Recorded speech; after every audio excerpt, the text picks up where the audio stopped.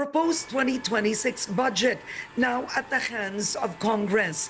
PhilHealth, which had zero subsidy this 2025, is set to receive over 53 billion pesos next year as the Marcos administration seeks to restore funds for critical agencies.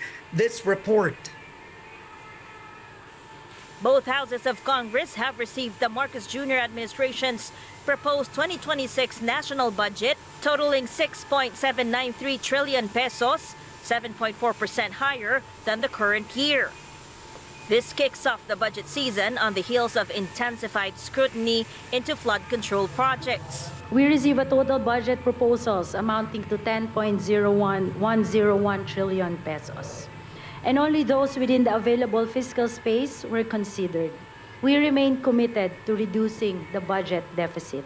Under the 2026 National Expenditure Program, or NEP, the Department of Education received the biggest allocation at 928.5 billion pesos. Public Works got the second highest allocation at 881.3 billion pesos. This includes the over 270 billion peso proposed funding for flood control projects. Health ranked far third with 320 billion peso allocation. The Department of National Defense received the fourth biggest funding under the NEP, followed by the DILG. Ranking sixth is the Department of Agriculture, which is proposed to get 239.2 billion pesos next year, including the 10 billion peso allocation for the Benteng Bigas program. Allocation for DSWD and NCSC is the seventh highest, but under the 2026 NEP, there is no funding request for the controversial Ayuda sa Kapos ang Kita program, or AKAP. May natitira pa pong pondo for 2025 given our limited fiscal space.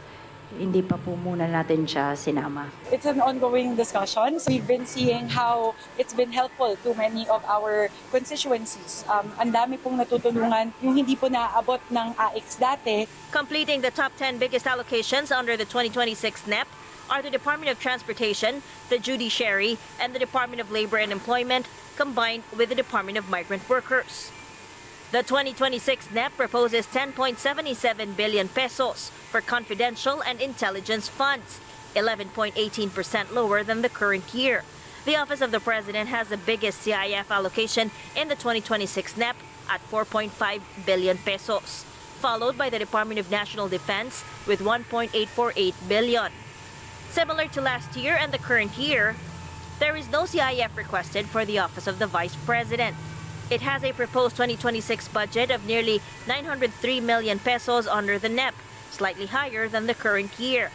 Senate Finance Committee Chair Sherwin Gatchalian says he will not allow funding for charter change or any other items outside the National Expenditure Program to be inserted into the final versions of the 2026 General Appropriations Bill. As long as walang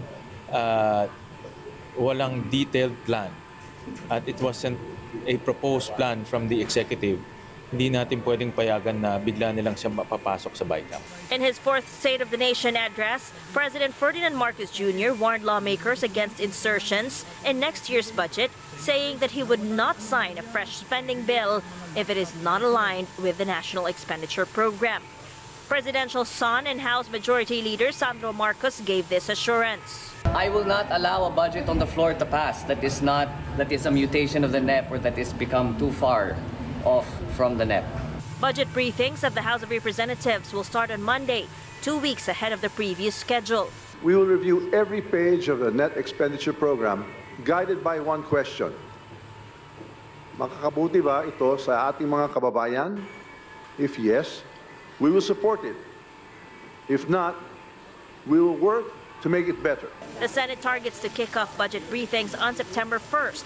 It has also adopted Concurrent Resolution 4 that will, among others, live stream the bicameral conference committee proceedings on the passage of the annual national budget and make budget documents available online in a bid to make the budget process more transparent to the public. Vivian Gulia, ABS-CBN News.